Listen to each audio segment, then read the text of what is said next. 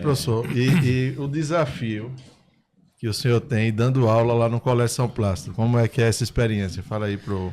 Um desafio lá, bom, eu sou... Que a gente estava comentando isso, né? Que discute, fala de filosofia, mas na prática... Quando a gente... Você tem que dar muita chicotada lá? Como é o desafio de lidar com as crianças, com todos os Aristóteles lá, os bem, aristotélicos? né? Assim, quando se pega mais na prática é diferente, né? Dei lá uma palestra lá, acho que um mês atrás, né? Dei uma palestra lá, filosofia como base da pedagogia, fazendo uma crítica, né? A influência Piaget. de Kant na pedagogia, de Piaget na pedagogia, né? O existencialismo na pedagogia moderna. Mas olha, eu até, né, comentei depois com o Antônio, com mais pessoas lá, é muito, muito fácil você falar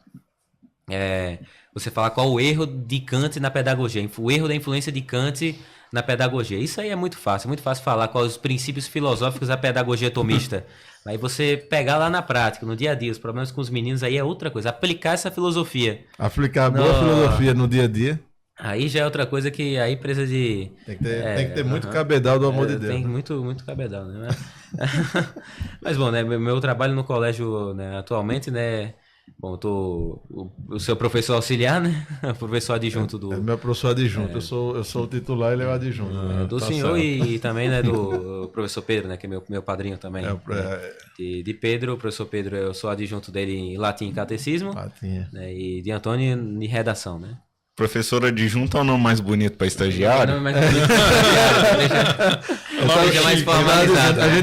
A gente saiu de... Inicialmente era estagiário. Aí depois era professor assistente, né? E agora já está professor adjunto. Pronto, é a terminologia que vai dando sentido para as coisas, né? Os elementos da igreja que mudou mas em uma aula de redação a gente introduziu algumas noções de filosofia então, lá para os meninos. Mas, bom, vamos lá. Estamos lá na redação do 6º ano. E aí como é que funciona essa redação do 6º ano? A gente está seguindo um livro chamado Flor do Lácio, que é um livro de apreciação literária... basicamente de apreciação literária, né? Nesse livro dá para explorar muita coisa. Apreciação em composição, né? Apreciação em composição literária, de poesia, de soneto, né? Aí dá para analisar muita coisa, né? Prosa, dá para tirar disso, né? Técnicas de interpretação textual, técnicas de escrita, técnicas de ampliação de vocabulário, de linguagem, né? No momento lá ele fala das figuras de linguagem, enfim, formas expressivas, expressões subjetivas. Pronto, né? E aí estamos trabalhando a parte desse livro que é a descrição, é o que vamos tentar completar esse ano, né? A primeira parte do livro é sobre a descrição.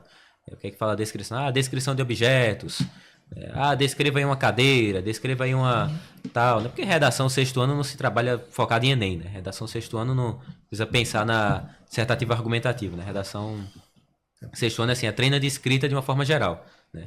E a gente tem aí o poder de não ter que ficar tendo lá que arranjar técnicas e dizer para eles que tem que esquerdar lá na hora, mas mostrar ao mesmo tempo o erro disso, né? Que é um dever que no São Mauro os professores de redação devem ter, né? Devem ter lá o dever, né, de dizer, vocês vão ter que esquerdar, mas vão... Faz isso aí para passar. Faz isso aí para passar. Eu estou ensinando vocês, esse autor aqui que vocês podem citar que vão gostar muito, mas sabe o erro deles, né? Como dever moral, vou ter que dizer junto o erro deles, né? Nisso a gente ainda não tem esse problema, né? Fala lá de técnica de escrita em geral, e aí, bom, estamos trabalhando a descrição, né? Descrição de objetos sem movimento, aí a descrição de quadro de conjunto sem movimento, né? Que seria a descrição de cenários estáticos, descrição dinâmica, né? De vistas de quadros animados, descrição de impressão pessoal, descrição objetiva, né? E aí, no meio termo entre isso, né? Por exemplo, vai falar lá da descrição subjetiva e objetiva. A gente trabalha lá um texto de um autor lá, o Raimundo Correia, que ele vai lá falar os seus sentimentos ao ver o pôr do sol, o anoitecer do sol, né? A gente passou algumas aulas fazendo a lexio desse texto aí, né? Desse poema, né? É um soneto, né? Desse soneto de Raimundo Correia. Vendo lá o vocabulário, as palavras que não conheciam, interpretação, tudo mais, né? Que é o livro que é o texto que o livro segue, né? Na parte de descrição subjetiva, ou descrição com impressão pessoal. E aí, né? Um texto dele falando dos sentimentos dele ao ver o sol, ou anoitecer do sol. E aí nisso eu linkei, né? Falei com o Antônio, Antônio, eu acho que a gente dava para a próxima aula, né? Já que a gente tá falando de subjetividade, linkar isso aí com filosofia moderna. Aí pronto, próxima aula você dá lá questão da subjetividade na filosofia clássica e na filosofia moderna.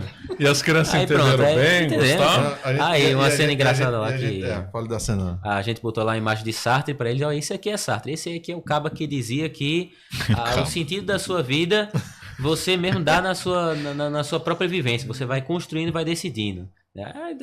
Esses exemplos práticos aí, criança tem alguma intuição com isso, né? E os meninos são inteligentes, né? Vocês estão vendo aí, né? Mas gosto deles, né? Dá para pegar uma criança e dizer assim, olha, esse copo aqui, a filosofia moderna vai dizer que esse copo aqui é uma criação minha, da minha subjetividade, né? Quando dá um exemplo assim, fala de um acidente, vai atravessar a rua, Sartre, o carro vai bater em você. A gente mostrou uma imagem de Sartre lá e eles começaram a vaiar, o caso do horror do rosto do homem. Aí mostramos alguns filósofos modernos, aí a gente vamos vaiar esse aqui, vaia Sartre. Quem vaiar Sartre ganha 3 pontos na prova. Aí todo mundo vaiando Sartre, aí vaia Kant, aquela coisa toda. Aí a gente aproveita. E dá exemplos, assim, né? dá exemplos práticos, dá exemplos de como essa questão, né, da projeção da mente. Então você vai atravessar a rua, vê um carro, aí você não vai bater em você porque é uma projeção da sua mente. Eles acabam que riem, né? Acabam que riem, fica um negócio engraçado descontraído, né? Acho engraçado. Pronto, é uma outra aplicação filosófica, né? Os escolásticos, eles usavam, os teólogos escolásticos, quando iam falar da predestinação, né?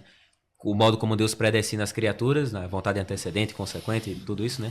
Eles usavam o axioma, o fim é primeiro na intenção e último na execução. Sim, a gente ensinou esse axioma para eles, a gente ensinou. Aí pega e aplica na produção textual. Esse axioma é lembrado quase todos os dias. Toda aula lá, né? Todas as aulas. E aí, né, bom, como é que os escolásticos aplicam, né?